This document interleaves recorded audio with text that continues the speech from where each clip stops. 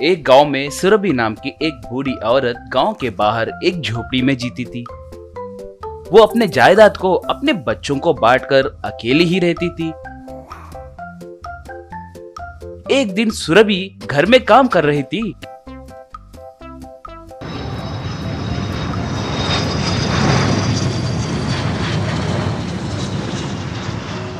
कि तभी सुरभि का पोता अर्जुन अपने विलायती दोस्त जॉन माइकल के साथ वहां पर आया।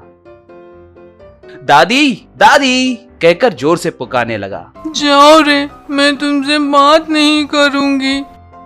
मैं आ रहा हूँ कहकर मैंने पहले ही बताया था ना दादी, आपने मेरे लिए कुछ बनाया कि नहीं?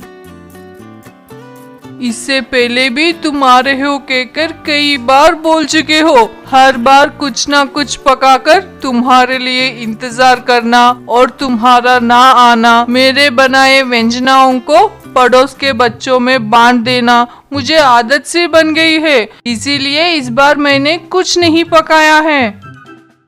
मुझे और मेरे दोस्तों को बहुत भूख लग रही है दादी माँ, जल्दी कुछ बनाओ ना। सुरभि उन्हें खाना बनाकर खिलाई। थोड़े दिन बीते। दादी माँ, मैं मेरे दोस्तों को अपना गांव और खेत दिखाने जा रहा हूँ, तुम हमारे लिए कुछ मत पकाना, हम बाहर ही खा के आएंगे, तुम्हारे लिए भी कुछ लाएंगे। क्या मेरे जीते हुए मेरे घर आकर मेरे बनाया खाना खाए बिना बाहर खाओगे? तुम्हारी कितनी हिम्मत! आप लोग दिन भर कहीं पर भी घूमो, मगर भोजन करने के लिए घर आना ही पड़ेगा तुम्हें। वो नहीं दादी माँ, बात समझिए, मेरे दोस्त विदेश से अपना गांव देखने आए हैं, 2 दिन घर में ही खाए थे ना, उन्हें कोई स्पेशल फूड का स्वाद चखाऊंगा। मतलब क्या रे? मेरे खाने से तुम ऊब गए हो क्या? बोलो तुम्हें क्या चाहिए, मैं बनाऊंगी। We like to eat tandoori chicken. ओ, तंदूरी चिकन ही तो बनाना है ना, मैं बनाऊंगी। आप क्या बात कर रही हो दादी माँ? आप तंदूरी चिकन घर में कैसे बना पाओगी? अपने घर में तो तंदूरी नहीं है ना, और ऊपर से चिकन को कट करे बिना पकाने के लिए आपके पास बड़े बड़े थाली भी नहीं है। ये सब अब नहीं मुमकिन होगा, मगर सिर्फ ये एक दिन मुझे छोड़ दीजिए दादी माँ, हम तंदूरी चिकन खाकर आपके लिए भी लाएंगे। ये कोई अमेरिका या शहर समझ रहे हो क्या? अगर मैं ठान ली तो सब कुछ मुमकिन है। तुम्हें बिना तंदूर और बड़े बड़े थालियों के भी तंदूरी चिकन बनाकर दूंगी, देखो। Sounds interesting. We should definitely film what she is going to do. Surabhi अपने घर के पीछे जाकर एक बड़ा सा तरबूजा काट कर लाई। अर्जुन, तुम जाकर चिकन लाओ, इसके अंदर मैं पकाने की तैयारी करती हूँ। अर्जुन को कुछ समझ नहीं आया और वो चिकन लाने चला गया। जॉन माइकल मिलकर सुरभि का चिकन बनाने का वीडियो निकालने लगे। सुरभि उस तरबूजे को आधा काटी और एक स्पून से तरबूजे के अंदर से गूदा निकाल दी। निकाले हुए गूदे से जूस बनाकर जॉन और माइकल को दी। Watermelon juice, very tasty, very good for health, drink drink. इतने में अर्जुन चिकन लेकर आया। सुरभि चिकन को एक बड़े से थाली में रखकर उसे साफ की और उस पे नमक, मिर्च और मसाला लगाई। मसालों में घुले हुए चिकन को गूदा निकाले हुए तरबूजे में एक केले के पत्ती को रखकर उसके अंदर चिकन को रखी। बाकी के तरबूजे के आधे हिस्से को उसके ऊपर ढक्कन के जैसे रखी। आटे को लेकर दोनों हिस्सों के बीच में लगाई। अर्जुन को क्या हो रहा है कुछ समझ नहीं आया और वो यूं ही देखने लगा। जॉन और माइकल ये वीडियो निकालने लगे। सुरभि उस तरबूजे को घर के बाहर चूल्हा जलाकर उसके ऊपर रखी। सुरभि तरबूजे को बीच बीच में घुमाने लगी। 1 घंटा हुआ।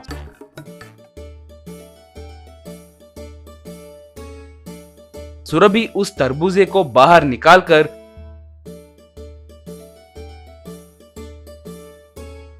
उसमें से चिकन को निकाली और उसे थाली में रखी। Tandoori chicken ready, taste. उस तंदूरी चिकन को अर्जुन, जॉन, माइकल तीनों खाकर देखे।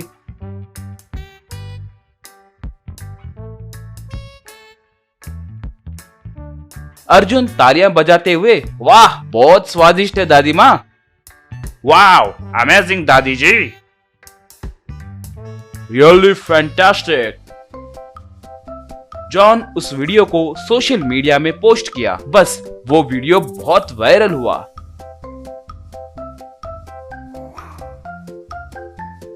चार दिनों के बाद अर्जुन, दादी माँ, जॉन और माइकल अपने देश जा रहे हैं। तो फिर तुम कब जा रहे हो रे? मैं आपके साथ ही रहूंगा दादी माँ। आपके स्वादिष्ट खाने का स्वाद पूरे दुनिया को जो चखना है। सुरभि अपना पोता उसके पास रहेगा, ये सुनकर बहुत खुशी। एक गांव में सोनाबाई कहकर एक बूढ़ी औरत रहती थी। वो एक रेस्टोरेंट में टेबल्स और बर्तन सफाई करने का काम करती थी। वो रेस्टोरेंट चलाने वाला संतोष बहुत लालची आदमी था। एक दिन सोनाबाई संतोष के पास जाकर, सर, आजकल हमारे रेस्टोरेंट में आने वाले लोग ठीक तरीके से खाना नहीं खा रहे हैं। सब उनके प्लेट में आधा से आधा खाना ऐसे ही छोड़ रहे हैं। हमारे बावर्ची ठीक तरीके से खाना नहीं पका रहे हैं शायद। जरा वो क्या है देखिए। क्यों बुढ़ी, झूठे बर्तनों को साफ करने वाली, खाना पकाने के बारे में तुम्हें क्या पता है कि ऐसे कह रही हो? हमारे रेस्टोरेंट में काम करने वाला बावर्ची इससे पहले एक 5 स्टार होटल में काम करता था, पता है? खाली मैं उसके पीछे पड़ा था, इसलिए हमारे रेस्टोरेंट में काम करने के लिए आया। 5 स्टार होटल में जो मिलता है वो खाना हमारे रेस्टोरेंट में मिलता है, तो हमारे लोगों को ऐसा ही होता है। फिर भी आजू बाजू गांव में ये एक रेस्टोरेंट है, इसलिए हमारे व्यापार के लिए कोई आपत्ति नहीं है। तुम जाकर अपना काम संभालो बस। तब सोनाबाई कुछ नहीं कह पाई। कुछ दिन बीत गए थे। एक दिन उस रेस्टोरेंट में एक जंगली आदमी आया था और एक टेबल पर बैठ गया। तब वो आदमी संतोष से, बहुत भूख लग रहा है बेटा, कुछ है तो जल्दी खिलाइए।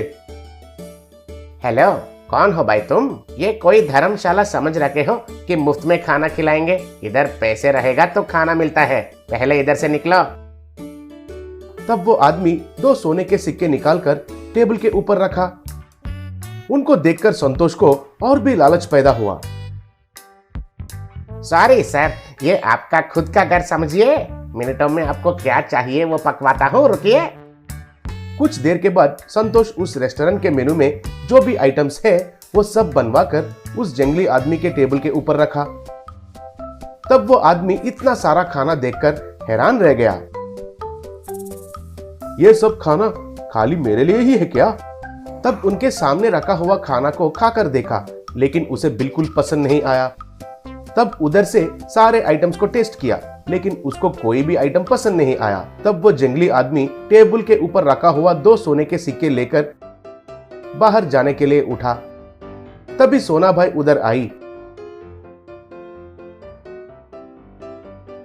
बहुत भूखे आए हो? तुम्हें जो चाहिए वो खाना मैं बनाकर खिलाती हूँ, बैठो। इससे पहले मैंने आपसे ये बात कहा तो आपने ध्यान नहीं दिया। अब देखिए, हमारा रेस्टोरेंट में मिले एक भी आइटम उनको पसंद नहीं आया। मुझे एक मौका देकर देखिए। कहते हुए संतोष के बात सुने बिना रसोई में जाकर खाना बनाकर उस जंगली आदमी के सामने रखी। तब वो आदमी सोनाबाई ने जो बनाया वो पूरा खाना अच्छे से खा लिया और सोनाबाई को 2 सोने के सिक्के दिया। ये देखकर संतोष को बहुत गुस्सा आया। ए बूढ़ी औरत, इतना सा चावल और दाल बनाकर मुझे जो मिलना था वो सोने के सिक्के तुम चुराने के लिए देख रही हो क्या? उस बेचारे को भूखे पेट भेजना मुझे पसंद नहीं और इतना सा खाना बनाकर खिलाई हूँ बस। इन सोने के सिक्कों पर मुझे कोई आस नहीं है। ये ले जाइए, ये आपके पास ही रखिए। आज से मैं आपके पास काम करना छोड़ रही हूँ। कहकर उधर से चली गई। अगले दिन वो जंगली आदमी सोनाबाई के झोंपड़े के पास आया। अरे ओ माई, मेरे वजह से आपने नौकरी करना छोड़ दिया, मुझे माफ कीजिए। मैं बहुत जरूरी काम पर अपने नाव पर घूम रहा हूँ। मुझे 1 हफ्ते के लिए मेरे नाव में मेरे साथ रहकर मुझे खाना बनाकर खिला सकते हैं क्या? मैं आपका ये एहसान के लिए कुछ ना कुछ समर्पण करता हूँ। तब सोनाबाई खुशी से स्वीकार कर लिया।